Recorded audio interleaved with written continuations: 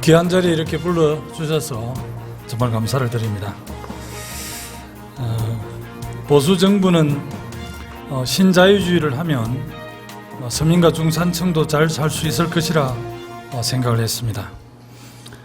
하지만 서민과 중산층의 삶은 나아지지 않았습니다. 민주정부도 크게 다르지 않았습니다. IMF가 요구한 경제 자유화 조치가 금융위기와 경제위기를 가져왔고 노동시장 유연화가 양극화와 민생위기를 가져왔습니다. 시장 만능주의가 팽배해졌고 경제특권층이 강고해졌습니다. 저는 해답은 헌법 정신에 있다고 봅니다.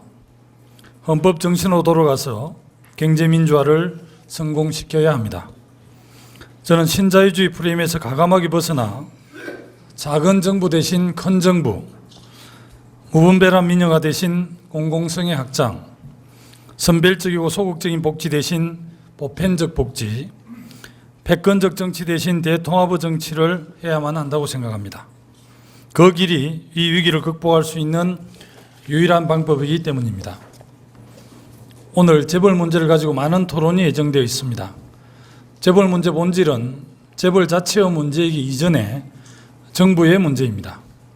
순환 출자, 문어발식 확장, 일감 몰아주기, 재벌 총수, 솜방망이 처벌 등 재벌 개혁의 핵심 과제들은 헌법 119조의 명령을 이행하지 않은 정부의 직무유기 때문에 발생한 것입니다.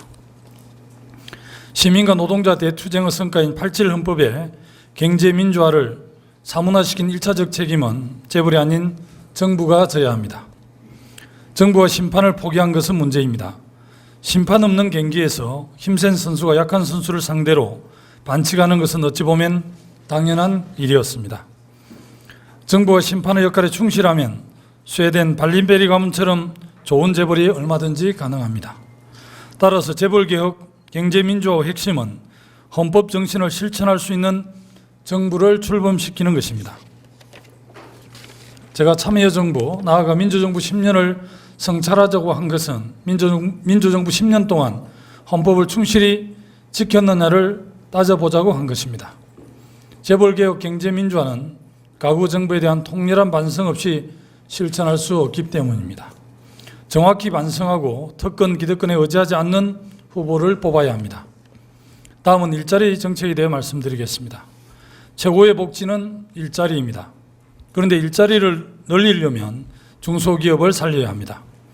그런데 중소기업은 위로는 대기업의 경제력 집중에 시달리고 아래로는 내수시장이 없어 샌드위치 신세가 되었습니다. 내수시장이 침체한 것은 1천조 규모의 가계부채와 이에 따른 극심한 소비 이축 때문입니다. 일단 경제민주화로 시장 질서를 바로잡아야 합니다. 이것은 온전히 정부가 정신 차리고 하면 가능합니다. 그리고 가계부채를 줄여가면서 동시에 가정의 가처분 소득을 실질적으로 늘려나가야 합니다. 저는 가계부채를 서서히 줄여나갈 수 있도록 동원 가능한 금융정책을 총동원할 것입니다.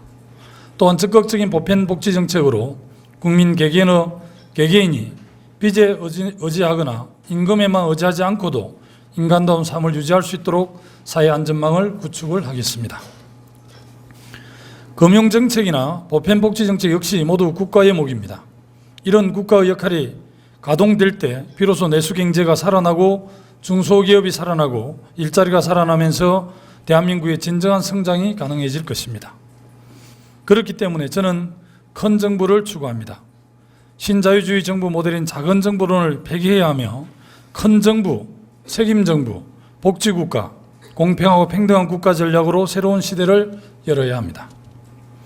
GDP 1300조 규모의 대한민국이 국민의 사회 임금이 되는 복지 지출에 겨우 110조 원을 쓰고 있습니다. GDP 대비 9%로 OECD 평균 20%가 딱 절반입니다. 앞으로 10년 안에 최소한 복지 지출을 OECD 평균 수준까지는 끌어올려야 합니다. 정부 재정 지출을 기준으로 보면 현재 322조 수준에 불과한 재정 볼륨을 앞으로 10년 내에 450조 수준으로 확대해야 합니다. 근본적인 해결책은 정세입니다. 그 중에서도 부자 정세를 해야 합니다. 정세 없는 보편복지는 있을 수 없고 정세 없이 복지 공약을 남발하는 것은 거짓입니다. 다만 이에 동시에 강범위하고 철저한 행정개혁을 통해 한 푼의 낭비와 비효율이라도 줄여 복지 지출의 증대에 관한 국민적 동의를 얻어내겠습니다. 그래야 서민이 살고 내수가 살고 중소기업이 살며 대한민국이 삽니다. 다음으로 노사관계를 말씀드리겠습니다. 저는 어제 TV에 나온 용역깡패 폭행 장면을 보고 여기가 과연 대한민국인가 하는 착각에 빠졌습니다.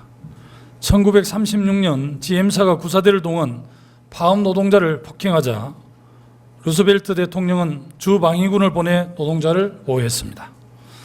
그런데 우리나라 대통령은 경찰이 뒷짐지고 뻔히 지켜보는 앞에서 용역깡패를 동원해 노동자를 잔인하게 폭행합니다. 이명박 정부는 노사관계를 유신 시절로 돌려놓았습니다. 노동 현장은 우리 사회를 지탱하는 가장 기본적인 관계가 형성되는 현장입니다. 노동 현장에 개입하는 그 어떤 폭력도 원천적으로 차단되어야 합니다. 또한 법을 바로 세워야 합니다. 재벌이 법원의 판결에 영향을 미치고 있을 뿐만 아니라 법원의 판결마저 지키지 않고 있는 실정입니다. 강력한 법 집행으로 노동 현장의 질서와 균형을 유지해야 합니다. 저는 여러분께 감히 말씀드립니다. 김두관이 경제 민주화와 보편적 복지를 할 수 있습니다. 그런데 다른 후보들이 경제 민주화 과연 할 수 있겠습니까? 저는 못한다고 단언합니다. 출자 총액 제한이나 순환 출자 금지, 계열 분리 명령 제도, 기업 집단법 제정, 그 어느 것 하나 쉽지 않을 것입니다. 삼성으로 대표되는 경제 권력 교체, 재벌과 연결되어 있으면서 경제 민주화를 가로막는 경제 관료 교체도 쉽지 않습니다. 주류 엘리트는 과거 그들의 행적으로 보아 삼성의 이익에 반하는 정책을 절대 할 수 없습니다. 하지만 김두관은 할 수 있습니다. 저는 기득권과 특권에 빚진 것이 없습니다. 낡은 정치와 아무 인연도 없습니다. 아래에서부터 국민이 키워주었고 기득권과 타협하지 않고 혁신을 성공시켜 왔습니다. 김두관을 관심 있게 지켜봐 주십시오. 감사합니다. 여러분 안녕하십니까? 저는 오늘 이 토론회 사회를 맡은 정현백입니다. 그 시민단체 연대의 공동대표의 자격으로서 아마 제가 오늘 사회를 맡게 되는 것 같습니다. 10개 시민사회단체와 연구단체들이 공동으로 대선 예비후보 초청 토론회를 개최하게 됐습니다. 아마 올해 우리 연말에 오게 될 대선은 우리에게 어느 대통령을, 어떤 사람을 대통령으로 선출하느냐뿐 아니라 대한민국이 어떻게 달라질 것인가, 우리의 미래가 어떻게 달라질 것인가 하는 것에 대한 시험대이기도 한다고 생각합니다. 그래서 우리가 지속적으로 시민사회에서 2013년 체제를 거론해 오지 않았나 생각을 합니다. 그렇기 때문에 오늘 이 자리에서 후보님을 모시고 함께 토론을 하면서 대한민국의 미래, 우리의 비전을 함께 고민해보고 성찰해보는 것은 굉장히 중요하다고 생각합니다. 이미 아시겠지만 지난주에 이미 8월 14일에 손학규 후보님과 토론을 진행한 바 있습니다. 그래서 이어서 오늘 김두관 후보님께서 참여하셔서 이렇게 우리와 함께 토론을 해주시게 됐는데요. 요즘 경선 때문에 일정이 굉장히 바쁘실 거라는 거 압니다. 날씨도 덥고. 그런데 이렇게 후보 토론회, 저희가 개최하는 후보 토론회 참석을 해주신 것은 아마 시민사회가 얼마나 우리의 역사 발전에 중요한가 하는 것을 인식을 하시고 함께 동참하면서 소통을 하시려는 후보님의 큰 뜻이 들어있다고 생각해서 다시 한번 참석해 오신, 오늘 이렇게 함께 참여해 주신 데 대해서 감사를 드리고 싶습니다. 여러분 다시 한번 박수로 감사드립니다. 이런 토론회에서 사회자가 말이 많은 것은 안 좋겠죠. 그래서 제가 바로 토론 진행에 대해서만 잠깐 말씀을 드리겠습니다. 오늘 토론의 규칙을 좀 설명드리겠습니다. 토론 규칙은 이미 기조 발언 저희가 7분 드렸는데 하셨고요. 이어서 집중 토론을 45분간 하겠습니다. 그래서 세 분의 패널이 각각 15분씩 질의를 하고 답변을 듣는 시간을 갖도록 하겠는데요. 그래서 세 가지 주제는 첫 번째는 경제민주화와 민생. 이거는 김성진 참여연대 시민경제위원회 실행위원께서 해주시겠습니다. 이어서 노동과 일자리는 김유선 한국노동사회연구소장님이 해주시고요. 복지와 여성은 한국여성의 전화에서 활동을 하신 전문위원으로 활동을 하시면서 협성대 사회복지학과 교수로 계신 성정현 선생님이 해주시겠습니다. 이어서 현안 질의와 답변으로 들어가겠는데요. 그것은 환경, 평화와 남북관계, 지방분권에 대해서 했는데 여기에서 패널 해주실 분은 나중에 후에 다시 소개해 드리도록 하고요. 이 토론은 20분, 한 분당 7분씩 해서 세 분이 진행하도록 하겠습니다. 그 다음에 패널들만 하면은요, 여러분들 지루하시겠죠. 그래서 청중 질의와 토론도 이어서 진행하겠는데요. 청중 질의와 토론은 가능하면 많은 분이 참석하실 수 있도록 하기 위해서 한 분 문서로 질문지를 제출해 주시면 질문지가 들어오는 순서대로 먼저 청중 질의를 하고요. 그리고 약간 시간이 남는다면 직접 청중석에서 일어나셔서 발언을 해주시면 좋겠습니다. 그리고 마지막으로 청중의 마지막으로 후보님께서 마무리 발언을 2분 하는 것으로 해서 도합 2시간을 진행하겠는데요. 후보님뿐 아니라 패널 여러분들 그리고 청중석에 앉아 계시는 분들의 적극적인 협조가 있어야 될 것 같습니다.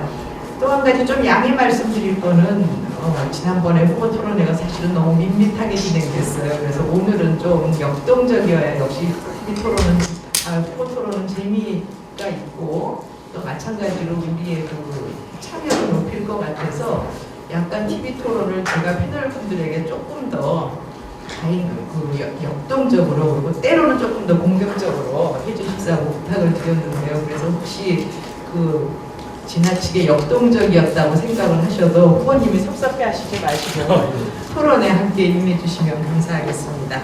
예, 그러면 지금부터 다음 순서인 집중 토론으로 들어가도록 하겠습니다. 먼저 김성진 변호사께서 경제민주화와 민생에 대해서 말씀을 해주시기 바랍니다. 예, 김성진 변호사입니다. 1997년 외환위 이래로 재벌로의 경제력 집중이 심화됐습니다. 이러한 재벌로의 경제력 집중 심화는 중소기업 중소상인 노동자 소비자의 희생을 통해서 이루어졌습니다.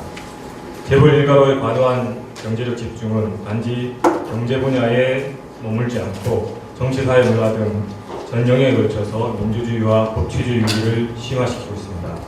급기야는 재벌 개혁이 강조화되고 있는 헌법 119조 2항 자체를 폐지하자는 개헌론까지 들고 나오고 있는 실정입니다. 국민의 통제를 거부하겠다는 것입니다. 재벌로의 경제력 집중이 양극화의 원인이자 결과입니다. 양극화를 해소하기 위해서는 재벌 개혁이 반드시 필요하다는 입장인데요. 후보 캠프 내에서는 재벌 개혁과 서민 중심 정책을 구분해서 재벌 개혁론에 다소 비판적인 입장도 있는 것 같습니다. 재벌 문제 전반에 대한 후보님의 입장은 어떠한지 설명 듣고 싶습니다. 예, 답변을 해주시죠.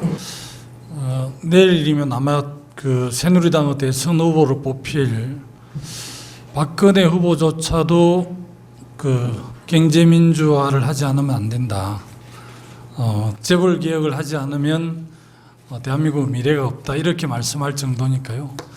민주통합당의 대선 후보들 당연히 굳이 말씀드리지 않아도 의지가 어떤지는 대충 이렇게 알고 계실 건데요. 또 인식은 좀 다른 것 같습니다. 저는 기조연설에서 말씀을 드렸습니다만은 우리나라의 재벌이 이렇게 된 재벌 문제 본질은 재벌 자체의 문제이기 이전에 정부에 더 큰 문제가 있다는 생각을 갖고 있습니다. 순환 출자, 문어발식 확장, 일감 몰아주기 이런 현상들이 생긴 것은 헌법 119조 2항에 그런 정부가 갖고 있는 기능, 역할에 대한 징구유기에서부터 왔다 이렇게 저는 이해를 하고 있습니다. 119조에 정한 2항에 보면 균형 성장, 또 적절한 소득 분배 유지, 시장 지배와 경제력 남용 방지 이를 통한 경제민주화는 헌법의 당연한 실천인데 어쨌든 직무유기를 했습니다.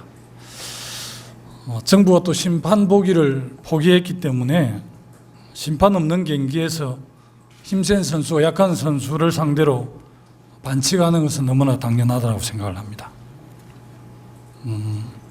정부가 심판의 역할에 충실했다면 우리 한국에도 스웨덴의 발렌베리 가문 같은 정말 공익재단을 만들어서 스웨덴 경제에 크게 기여하는 정말 국민으로부터 존경받는 그런 재벌들이 적어도 두세 개 정도는 있지 않았을까. 그래서 우리 국민들이 크게 행복해 하지 않았을까. 그렇게 감히 생각을 해봅니다.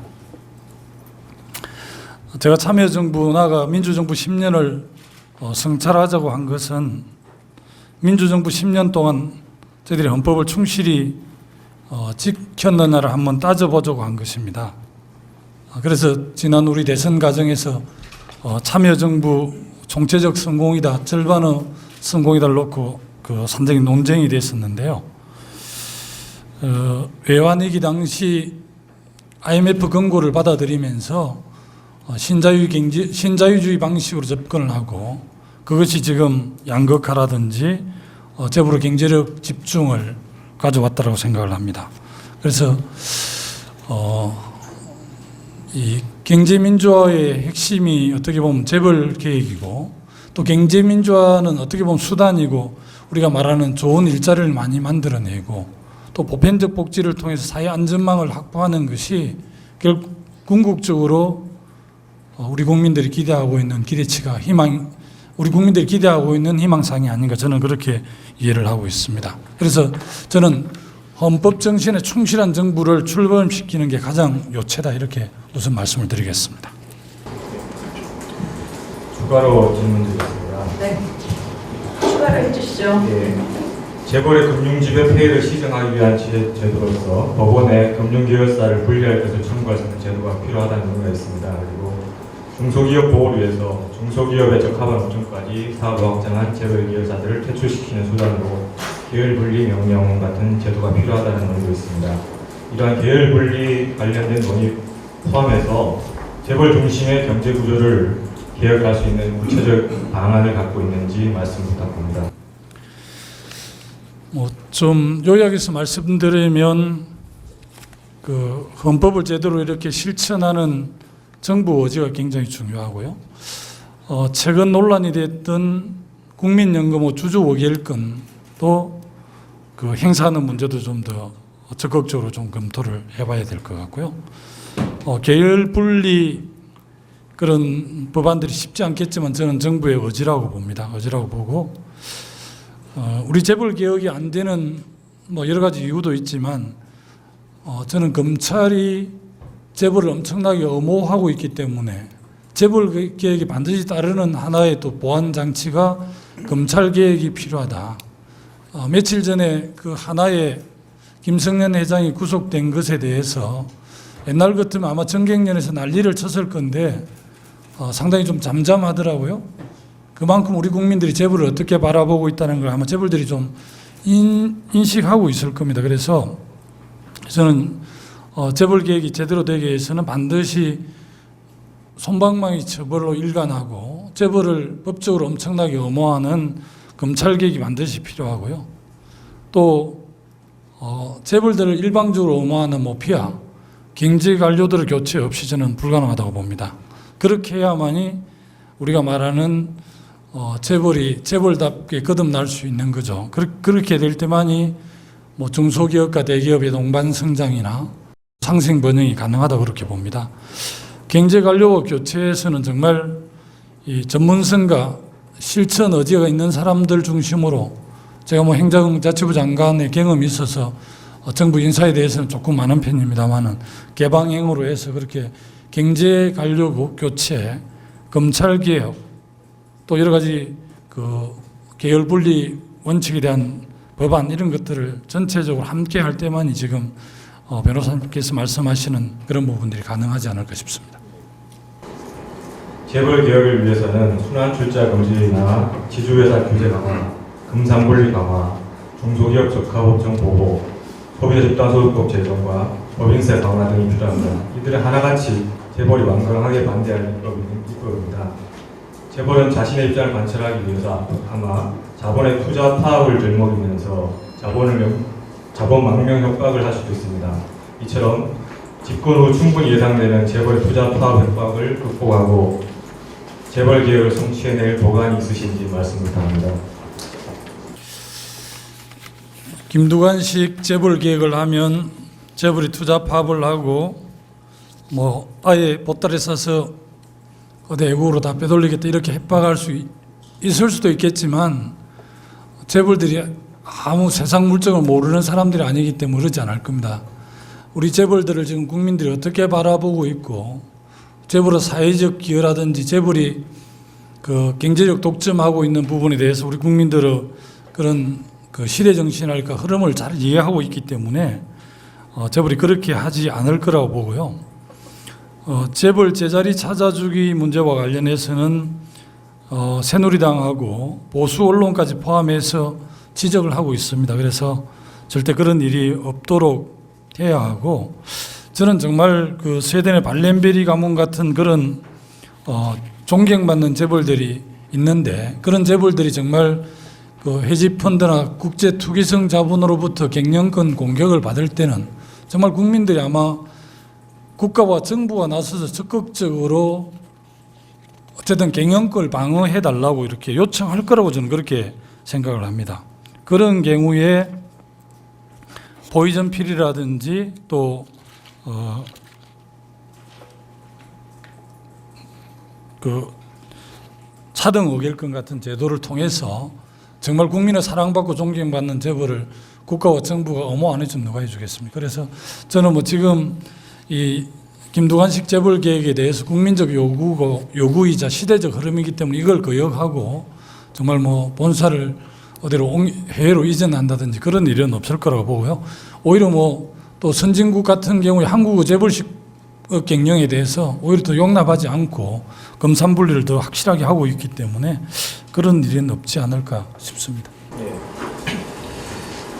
순환 출자 금지를 순환 출자 금지를 재벌이 반대하는 이유 중 하나로 들고 있는 게 적대적 인수합병에 노출된다는 것입니다.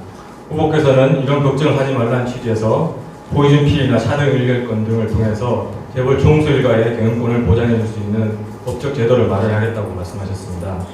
그런데 현재 재벌의 문제점 중에 가장 중요한 것이 총수 일가의 이익 앞에 회사 전체의 이익이 희생당하고 있다는 것입니다.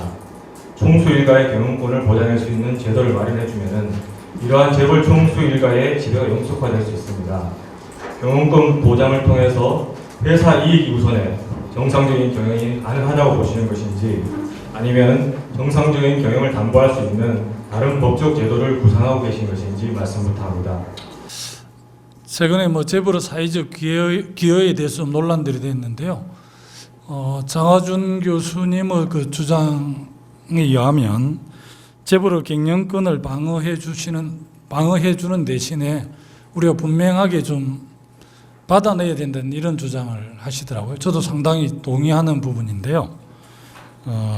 경영권 방어를 해주고 그 대신 복지를 받고 이런 건데 좀 더 구체적으로는 그렇더라고요. 그 생산기지 해외 이전을 제한하고 특히 설비 및 R&D 투자를 그 재벌들이 대거하게 하고 또 부자 증세에 적극적으로 협조하고 이런 걸 통해서 사회적 타협이 필요하다 이렇게 장하준 교수가 주장한 것 같더라고요. 그런데 저도 이런 그냥 재벌이 지금 뭐 사회에 기여하고 부자 증세에 동의도 안 하고 그야말로 탐욕의 극치를 계속 보여주는데 굳이 경영권을 우리가 방어해 줄 이유는 없는 것이고요. 이런 경영권을 방어해 주는 대신에 재벌이 기여할 수 있게끔 어떻게 보면 타협을 해야 되지 않나 저는 그렇게 이해를 하고 있고 아까 말씀드린 대로 정말 국민의 사랑과 존경을 받는 기업들은 아마 국민들이 보호해 줄 겁니다. 아마 우리 국민들이 외국에 나가서 삼성이나 뭐 LG나 이런 큰 그 간판을 보고 굉장히 뿌듯하고 자랑스러워하는 것에 대해서 현지 사람들이 잘 이해를 못한다는 거 아닙니까? 그런데 한국 사람들 가슴 속에는 삼성을 우리가 키웠다는 이런 게 있거든요. 이미 삼성이나 LG가 국민기업이지 않습니까? 뭐 과거로 좀 역사로 올라가면 다 정경유착을 하고 엄청난 국민의 세금, 공적 자금을 투입해서 지금 세계적 기업이 됐기 때문에 우리 국민들 가슴 속에는 삼성이 삼성만의 기업이 아니라 우리 국민 모두의 기업이다 이런 것들이 강하게 있을 겁니다. 그럼에도 불구하고 삼성그룹 일가 총수가 전혀 그런 기여를 안 해주기 때문에 지금 비난받고 그렇게 있는 거라고 저는 이해를 하고 있거든요. 그리고 실제 지금은 저희들이 이제 재벌 계획과 관련해서 말씀드리면 이제는 대기업 재벌들이 자기 그거 아니지 않습니까? 보면 이 노동자들하고 또 소액주주도 있고요.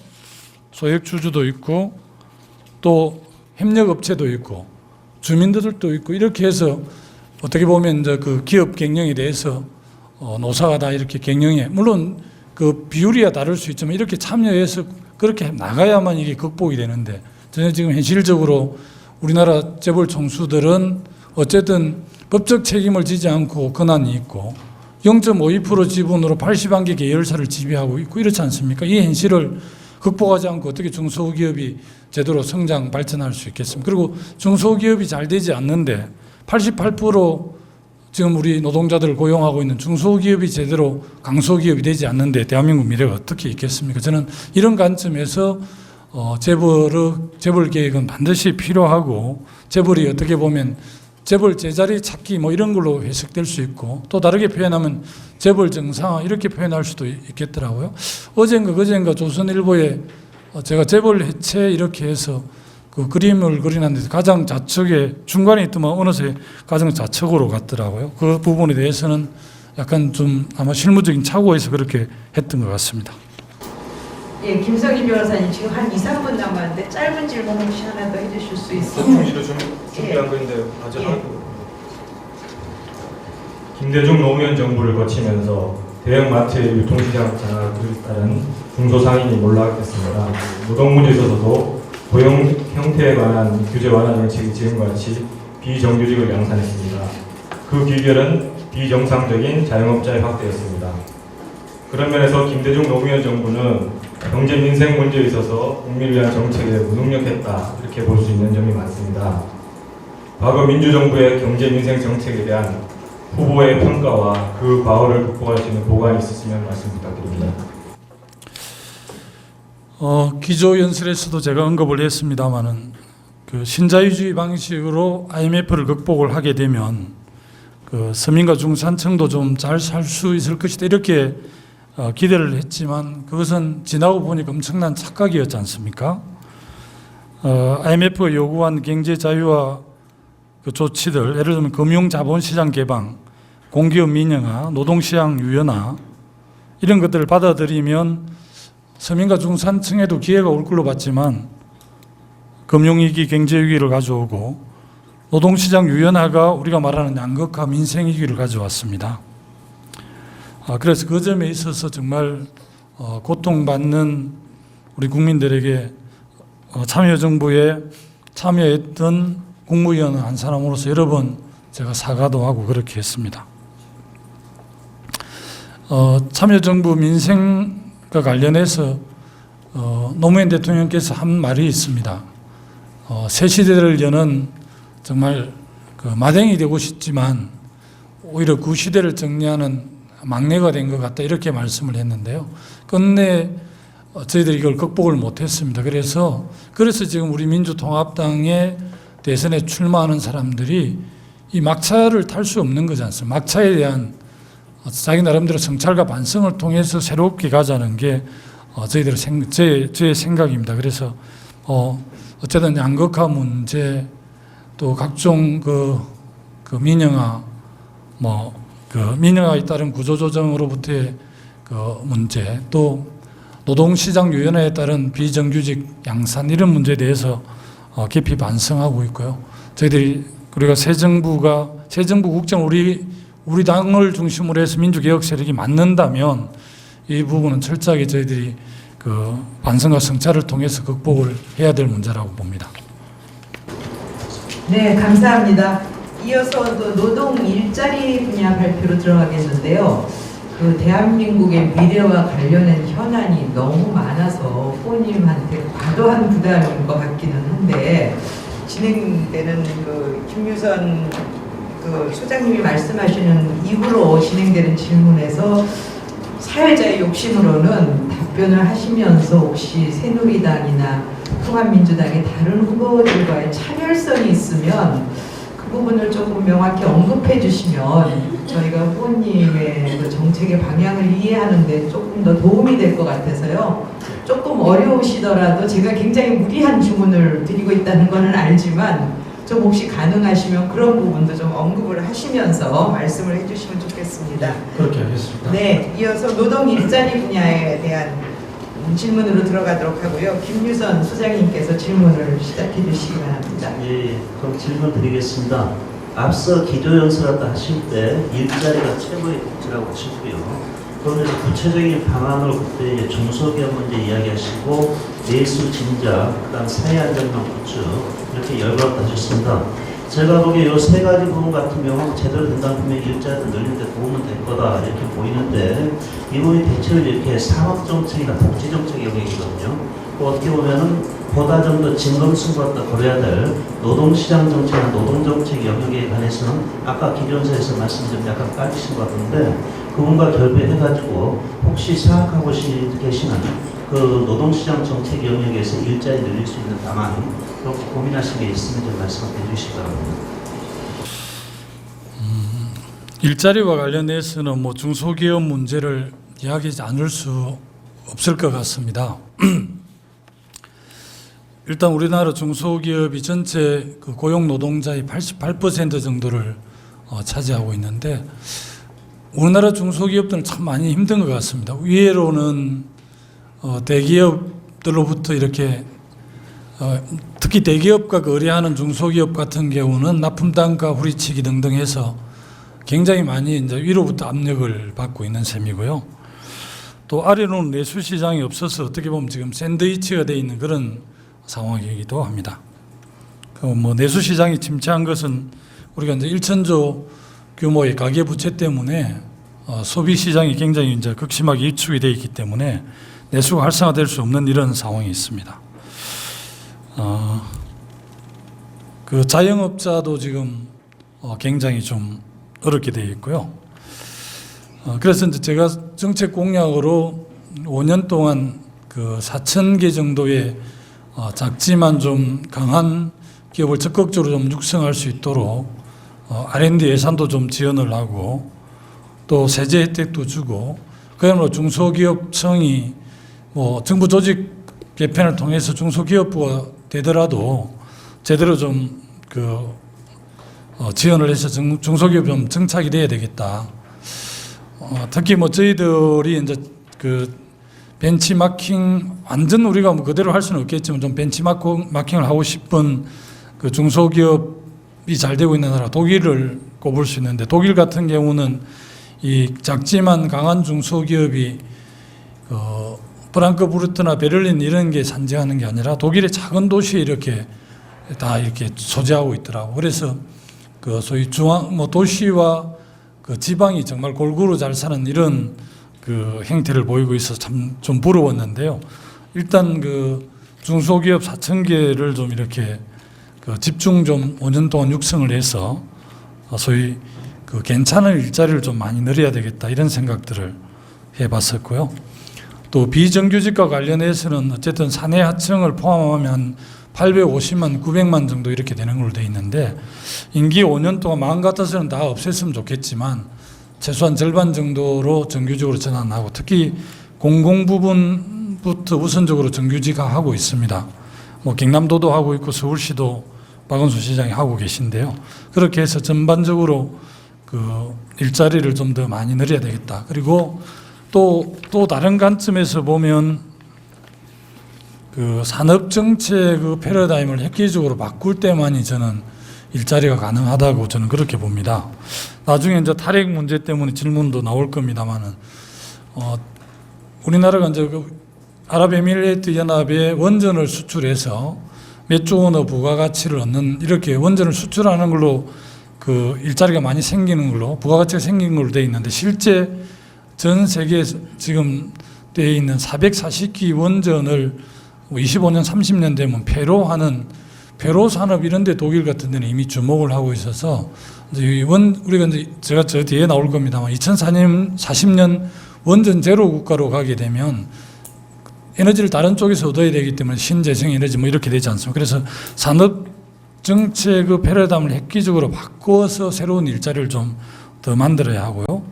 또 다른 측면은 그 우리가 이제 공공기관이나 정부에서 일자리를 만드는 게 우리가 사회적 일자리라고 그러는데 특히 이제 보편적 복지국가와 맞물려 있는 사회적 일자리는 이 재정 수요를 아까 전체 우리 GDP의 9%인 110조를 사회임금으로 쓸 수 있게끔 복지에 지출하는데 저는 어쨌든 차기 5년 동안 한 65조를 늘리고 그 다음 정부에서 65조를 늘리면 전체 그 복지 전체 재정 규모가 325조에서 450조 정도 되면서 OECD 평균 정도로 이렇게 늘어날 거라고 보는 거죠. 그렇게 되면 사회적 일자리가 그에 맞물려서 35만 개, 100만 개 이런 게 충분히 생겨진다고 봅니다. 그래서 전반적으로 제가 말씀드린 핵심은 이제 시장의 권력을 맡기고 시장이 원리에 맡길 것이 아니라 특히 이 서민 또 내수 진작 이런 거와 관련해서는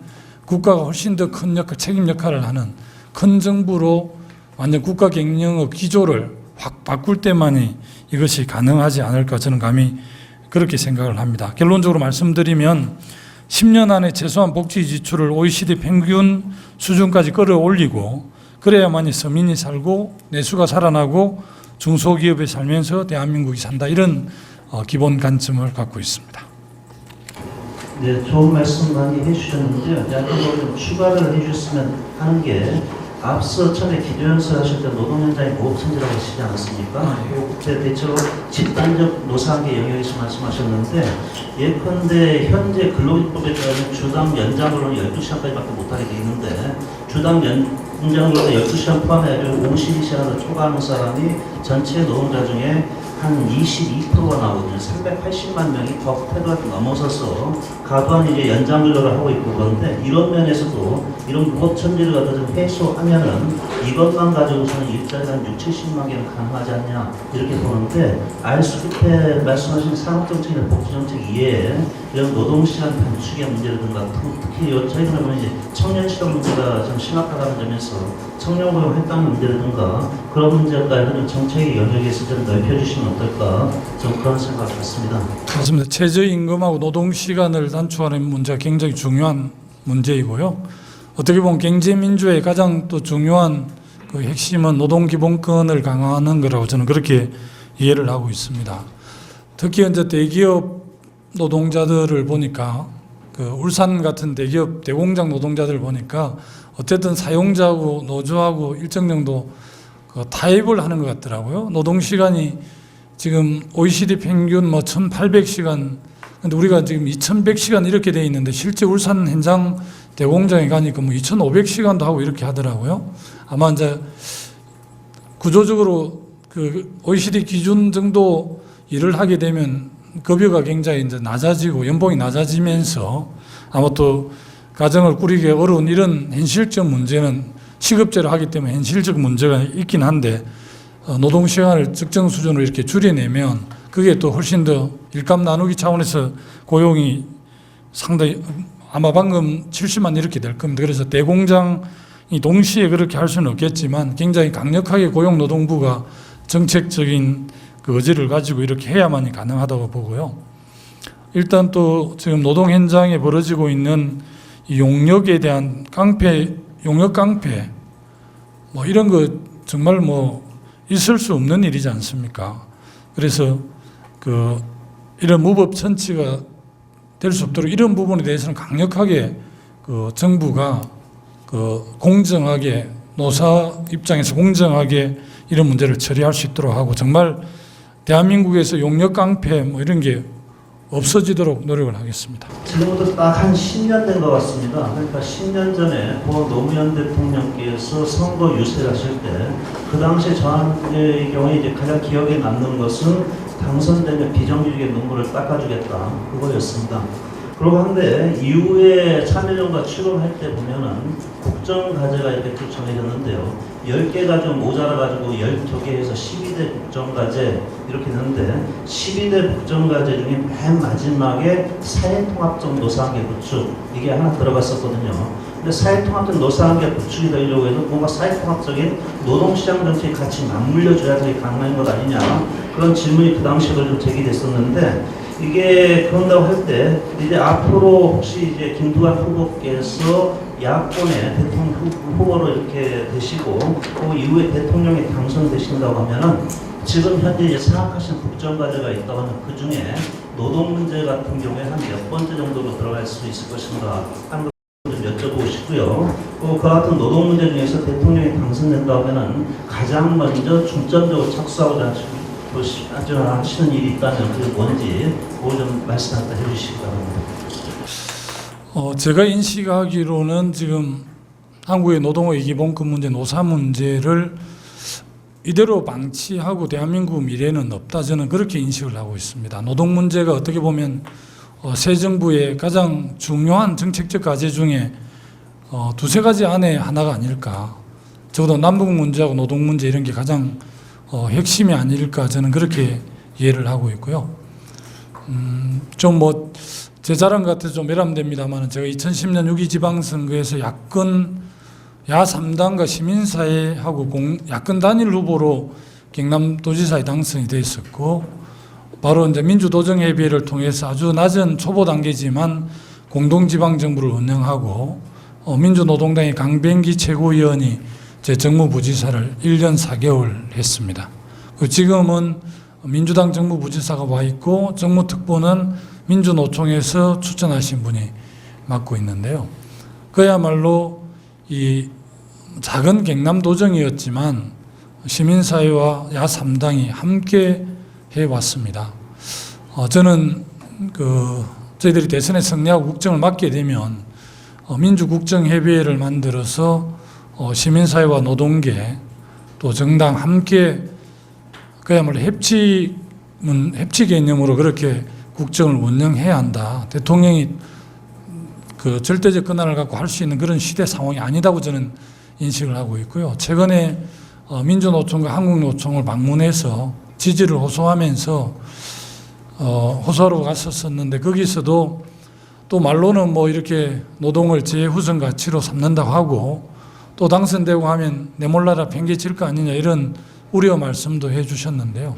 저는 그냥 당선시켜주고 뒤에서 지켜보지 마시고 노동에 관한 문제는 직접 정치의 주체로 함께 해 주십시오 이렇게 요청을 했습니다. 제가 농민운동 현장에 있었고 또 지역에서 지역사회운동을 했지만 직접 제가 노동자 생활을 하거나 노동조합원으로서 뭐 투쟁을 해본 그런 경험이 없어서 어떻게 보면 노동이나 진보 가치에 대해서는 관념적으로 제가 잘 알고 있지만 그것을 현장에서 구체적으로 구현하는 문제에 대해서는 오히려 노동운동을 오래 하신 분들이 훨씬 더 잘 아실 거다. 다만 땀 흘려 일하는 사람들이 국정의 주체가 되어야 된다는 생각을 제가 분명히 하고 있기 때문에 그런 점에 대해서는 너무 걱정하지 마시라. 제가 장관, 도지사, 군수를 그래도 간직이라면 적게 했는데 제가 이렇게 순하게 생겨도 제가 한 번도 불의와 부패하고 단호하게 타협해 보지 않았고요. 기득권하고도 타협해 보지 않았습니다. 경남도정이 조그만 하지만 거기도 주류 엘리트들이 많고요. 헤게모니 싸움이 치열하고 유혹도 많습니다. 그러나 저는 그런 데 한 번도 넘어가 보지 않았기 때문에 그런 초심을 원칙을 지키려고 합니다. 그래서 정말 노동 문제에 대해서는 우리 정부에서 아쉬움이 많이 있어서 송구스럽다는 말씀을 드리면서 정말 저는 노동 문제를 지금 상태로 방치하고 비정규직 850만 그리고 지금 대기업 10년 동안 변하지 않는 게 두 가지 있지 않습니까? 대기업에 납품하는 중소기업의 납품 단가, 우리 농민들이 땀 흘려 생산한 쌀값 10년 동안 변하지 않았습니다. 비료, 농약, 농기계값 얼마나 올랐습니까? 농민들이 죽을 지경이거든요. 중소기업 하는 사장들 만나면 정말 하소연을 하지 않습니까? 이런 그 구조를 바꾸지 않고 어떻게 대한민국 미래가 있습니까? 저는 그 문제에 대해서 함께 해주십시오. 저는 꼭 함께 하고 싶습니다. 네, 감사합니다. 김유선 소장님, 이 질문을 꼭 안 하면 오늘 밤에 잠 못 주무시겠다 하는 질문 없으시죠? 예, 넘어가도 되겠습니까? 네, 잠 잘 주무시겠답니다. 예, 이어서 여성과 복지 부분에 대해서 그 패널께서 질문을 해주시겠습니다. 아마 올해 대선에서는 사실은 복지가 중요한 쟁점의 하나고요. 젠더가 결합하지 않은 빈곤 문제 해결이나 경제 민주화는 사실상 불가능하다는 걸 우리 전부 알고 있는데요. 이 두 주제에 대해서 성정연 선생님께서 이어서 질문을 해주시겠습니다. 네, 먼저 그 여성 분야부터 좀 질문을 드리겠습니다. 지금 이제 저희 나라 OECD 국가 중에 성폭력은 세계 1위이고 가족폭력 피해 여성자 수도 368만 정도가 되는 것으로 추정이 되고 있습니다. 최근에도 큰 사건들이 일어났었는데요. 이렇게 우리나라 우리 사회의 아동이나 그 여성의 성폭력 문제, 또 이제 국제결혼 여성의 폭력 문제와 죽음 등으로 인해서 사회적 불안이나 우려가 심각한 상황입니다. 이에 대해서 후보님께서는 성폭력 친고죄 폐지를 하겠다라고 공약을 제시하셨습니다. 이건 진작에 이루어졌어야 되지만 지금이라도 공약으로 제시되고 또 그것이 실행이 되었으면 하는 바람이 있습니다. 그러나 이제 가정폭력 또한 모든 폭력의 근원이 되고 있고 또 실제 학교 폭력이라든지 또는 데이트 폭력이라든지 기타 성폭력 모든 것의 근원이기 때문에 이에 대해서도 강력한 추방 의지가 좀 필요하다고 생각이 되는데요. 지금 친고죄 같은 경우는 좀 사후적인 대안이라고 볼 수가 있습니다. 이보다는 폭력을 예방하고 근절하는 그런 강력한 정책이 좀 필요하다고 생각이 되는데 이에 대해서는 어떤 정책을 갖고 계신지 좀 말씀을 해주십시오. 네, 답변해 주십시오. 가정폭력, 학교폭력, 또 군대폭력, 성폭력, 용역폭력 등 모든 행태의 폭력에 저는 반대를 하고요. 최소한 이 5대 폭력에 대해서 뿌리를 뽑아야만이 저는 품격 있는 대한민국이 될 수 있다 그렇게 생각을 합니다. 또 모든 행태의 폭력을 금지하는 것이 바로 또 문명국가의 기본이기도 하고요. 어떻게 보면 이제 가정폭력이 용인이 되고 또 학교 체벌이 용인되고 고소하지 않는 성폭력이 용인되는 이런 것 때문에 지금 우리 사회의 폭력 문제가 해결되지 않는 게 아닌가 저는 감히 그렇게 생각을 해보기도 합니다. 이 폭력을 예방하는 것 자체는 여성 보호를 넘어서는 시대 정신이다 저는 그렇게 이해를 하고 있고요. 아까 모두에도 말씀드렸습니다만 강제 철거, 용역 깡패 같은 말이 정말 사라지게 해야 되는 거 아닌가. 2013년에 출범하는 새 정부는 적어도 그렇게 돼야 되지 않는가 저는 그렇게 생각하고요. 지난 20년간 여성인권법이 꾸준히 발전을 했습니다. 그래서 그럼에도 불구하고 가정폭력 발생률이 지속적으로 지금 증가하고 있거든요. 2007년에 40%였던 가정폭력이 2010년 53%로 이렇게 늘어났습니다. 이것을 여러 가지 전문가들이 좀 분석을 하기도 하는데요. 법 집행기관의 가부장적 사고가 아마 범죄를 엄격하게 다루지 않는 측면도 있는 게 아닌가. 그런 측면도 좀 다르게 가야 될 것 같고요. 학교와 사회에서 예방교육도 훨씬 더 지금보다는 좀 체계적으로 준비를 해야 될 것 같습니다. 그렇게 해야만이 이런 문제가 근본적으로 좀 해결될 수 있지 않을까 그렇게 생각이 듭니다. 저희들은 여튼 가족 여성부에 있습니다만은 또 여러 가지 장기 발전 프로그램도 있겠지만 인수위 단계에서도 특히 여성계가 적극적으로 좀 참여하셔서 이런 부분에 대해서 좀 더 전향적인 제도들을 내주시면 당정 협의를 통해서 국회에 또 반영하고 또 예산이 뒷받침되면 예산 뒷받침하고 지금은 성인지 예산이라든지 또 성평등 국가를 기본적으로 지금 지향을 하고 있지 않습니까? 최근에 이제 프랑스 올랭드 내각이 보니까 성평등 내각에서 장관이 절반이 딱 여성으로 그렇게 하셨더라고요. 그런데 어쨌든 우리나라도 앞으로 장기적으로 이제 그렇게 가야 되지 않을까 싶습니다. 약간 주제가 다른 걸 제가 합해서 말씀드릴 생각합니다. 네, 조금 그 추가 질문 드리겠습니다. 그 여성폭력 추방과 관련해서 지금 그 여성가족부에서는 그 폭력 피해자에 대한 지원을 하고 있고, 또 그 법무부에서는 처벌과 관련된 정책을 하고 있고, 교과부에서는 그 예방 교육을 하고 있습니다. 이렇게 그 해당 부서에서 관련 업무들을 수행하는 것은 당연하지만 그 중추적인 역할을 할 수 있는 곳이 없기 때문에 협력이 좀 부족하고, 그래서 그 실행력도 좀 떨어진다라는 의견들이 있고, 실제 그 사각지대가 발생하고 있습니다. 지금 이제 후보님께 하나의 그 의견을 여쭙고자 하는 부분도 있고, 또 하나는 또 제안을 드리고 싶은 부분이기도 한데요. 그 부서 간의 업무를 총괄할 수 있는 뭐 일종의 그 중앙 그 여성폭력 추방위원회 같은 것들을 그 대통령 산하 혹은 국무총리 산하에 주실 의향이 있으신지 좀 말씀을 해주십시오. 네, 대답해 주시죠. 네, 중앙부처 이기주의가 굉장히 강합니다.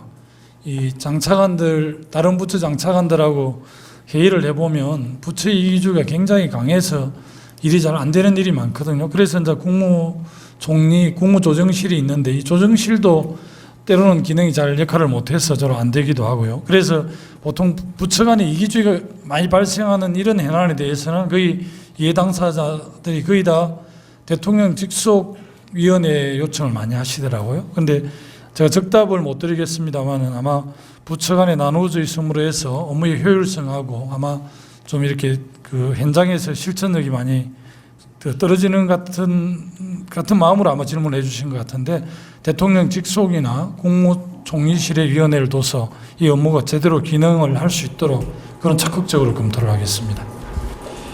네, 그러니까 적극적으로 검토하시겠다고 답변하셨습니다. 예. 예.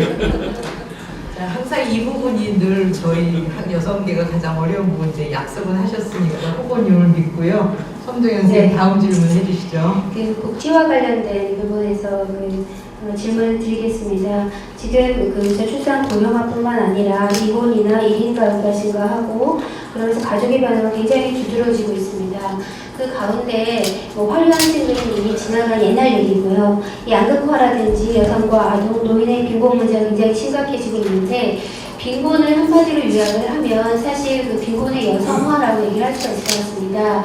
그 빈곤 인구 중에 차지하는 여성의 비율이 상당히 높기 때문에 이런 그 말들을 하게 되는 건데, 실제 그 빈곤 인구가 1000만 시대이고, 또 그 근로빈곤층만 해도 400만을 넘는 것으로 추계가 되고 있습니다.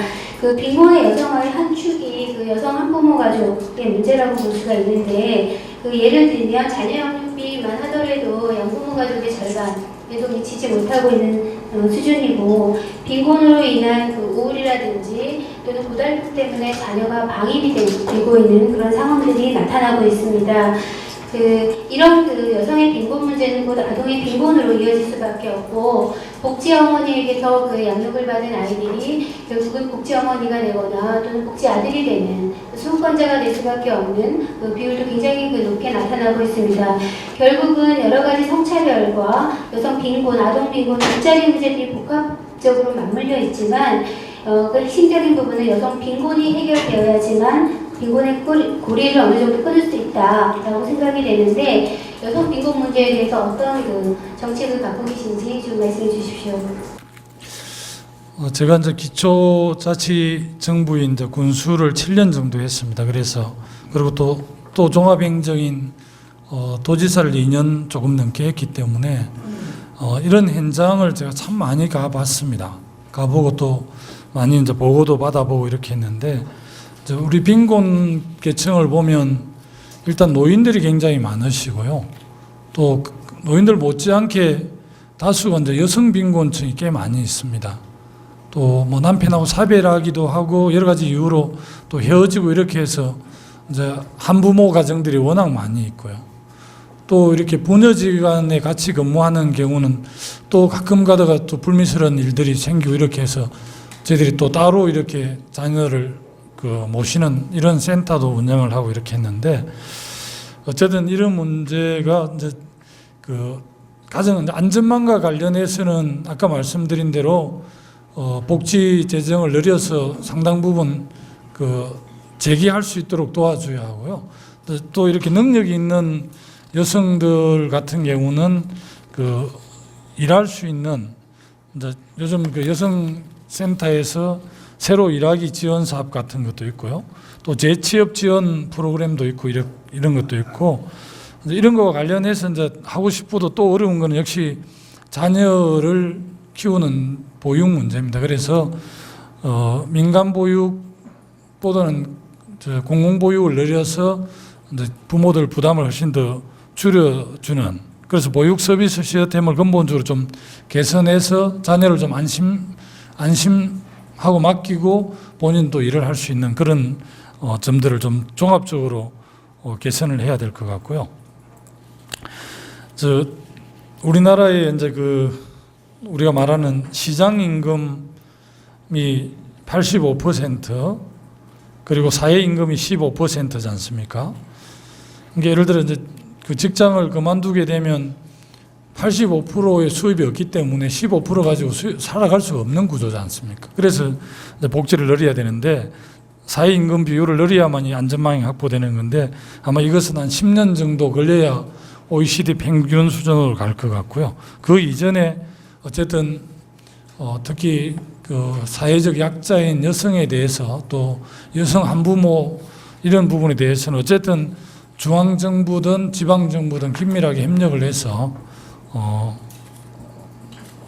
기본적으로 이렇게 기본의 삶이 유지될 수 있도록 안전장치를 여러 방식으로 해줘야 된다 이런 입장을 갖고 있기 때문에 그래서 제가 지금 작은 정부보다는 큰 정부, 국가 책임, 공공의 책임을 훨씬 더 늘리는 게 지금 바람직하다 이렇게 봅니다. 큰 정부가 돼서 이 문제를 근본적으로 해결하고 그 방식은 보편적 복지를 확대하는 길밖에 없다 이렇게 이해하고 있습니다. 국제의 공공성이라든지 기본적인 사안을 보장하는 부분에 대해서 여러 차례 말씀을 하신 것 같습니다. 그래서 한 가지 더 여쭤보자면 지금 이제 후보님께서는 국민기초생활보장법에 부양 의무자 기준을 완화하겠다라고 공약을 제시하셨었는데요. 최근 일부 법이 개정이 되고 사회복지 통합 전산망이 운영이 되면서 45만 명이 각종 수급에서 탈락이 됐습니다. 그리고 현 정부에서도 복지 예산이 실질적으로는 감축된 것으로 나타나고 있습니다. 근데 실제 지역에 나가보면 노인의 빈곤 문제라든지 여성 빈곤 문제 굉장히 심각하다고 볼 수가 있습니다. 일촌의 부양 의무자를 충족해야지만 되는데 실제적으로는 자녀와 연락이 되지 않고 노인분들은 자녀에게 피해가 갈까봐 항구하는 이런 사례들이 너무나 많기 때문에 굉장히 이루 말할 수 없는 빈곤 상황에 놓여 있습니다. 현실적으로 이제 후보자님께서는 부양 의무자 기준의 완화를 말씀하셨는데 완화는 사실 모호한 개념이라고 볼 수가 있습니다. 일각에서는 폐지해야 된다는 의견이 있는데 이에 대해서는 어떻게 생각하시는지 답변해 주십시오. 표현할 방법이 없어 완화라고 표현을 했고요. 실제 현재 이 통합 전산망이 되면서 이 부모를 부양하지 않는 아들, 며느리, 사위, 딸들이 많으시거든요. 우리 사회 보면 엄청 많습니다. 굉장히 실제 잘 살면서도 이제 이 부양하지 않는 쪽에는 이제 이 구상권을 청구하는 걸로 되어 있지만 이게 쉽지 않고 행정 현장에서는 쉽지 않고요. 실제 상당히 소득이 있는 것처럼 그렇게 통합 전산망이 잡히지만 아들 사이 역시 굉장히 실직을 하고 어려운 이런 것들이 많기 때문에 이 서류상으로는 의무부양자가 상당한 소득이 있지만 실질적으로 없는 경우가 있기 때문에 많이 탈락이 됐습니다. 방금 잘 지적한 45만이 탈락해서 엄청나게 지금 이 정부 들어와서 지금 어려움이 많은데 이 부분은 이제 사회복지사들이 현장 조사를 해서 사위나 자녀들이 잘 삶에도 부양을 안 하는 쪽이 많고 없어서 부양하는 쪽이 많기 때문에 이걸 실태 조사를 좀 정확하게 해서 구제를 해줘야 되는 게 맞는데 그 구제 방법을 완화 이렇게밖에 표현을 못했는데 뭔 적절한 표현이 있으면 저희들이 참조하겠습니다. 폐지가 적절한 표현이죠. 성정현 선생님께서 폐지를 제안하셨습니다. 한 가지 더 질문. 네. 시간이 추가됐는데 짧게 좀 해주시기 바랍니다. 알겠습니다. 그 무상보육 때문에 보편적인 국제 문을 열었다고 볼 수가 있습니다. 그 논란, 과연 그게 그 보편적인 복지냐라고 하는 부분에 대해서는 좀 차치하고, 어찌되었든 그 보육의 공공성 확보한다라는 측면에서는 의미가 있고, 특히 그 국립보육시설을 다른 어떤 후보보다 더 많이 늘리겠다라고 말씀을 하셨습니다. 그런데 이제 굉장히 반가운 일이긴 한데, 문제는 관련 재정을 어떻게 확보할 것인가라고 하는 부분하고, 하나는 현 정부에서도 지금 민간 주도적으로 이루어지고 있는 보육시설들을 국공립화하는 부분에 대해서 잠깐 시도했다가 좌절된 것으로 알고 있습니다. 이 부분을 어떻게 해결하실 생각이신지 좀 답변해 주시기 바랍니다. 네, 제가 뭐 현장을 좀 잘 아는 편이지 않습니까? 이제 국공립보육시설을 늘린다 이렇게 하면 민간 어린이집을 하는 아마 그 운영하는 그 분들이 굉장히 긴장을 하시더라고요. 제가 이제 4,000개 정도를 늘리겠다 이렇게 했는데 좀 기술적인 어려움이 있지만 민간 어린이집을 매수해서 이제 국공립보육시설로 전환을 해야 될 겁니다. 민간 어린이 시설이 있는데 그게 국공립시설을 하게 되면 굉장히 오히려 이런 요소들이 있기 때문에 그 점은 저희들이 잘 이렇게 실태에 근거해서 그렇게 전환을 해서 별 문제가 없을 것으로 봐지고요. 무상보육, 무상의료, 무상교육 이렇게 해서 계속 이제 보편적 복지가 확대가 되면 이게 그 정세 없이 가능한가? 저는 뭐 솔직하게 정세 없이는 불가능하다고 봅니다. 그래서 사회복지세라든지 이제 세목을 뭐 구체적으로 어떻게 지금 말씀드리진 않겠습니다만은 예를 들면 사회복지세 이런 걸 신설을 해서 정세를 통해서 이 문제를 해결해야 되고요.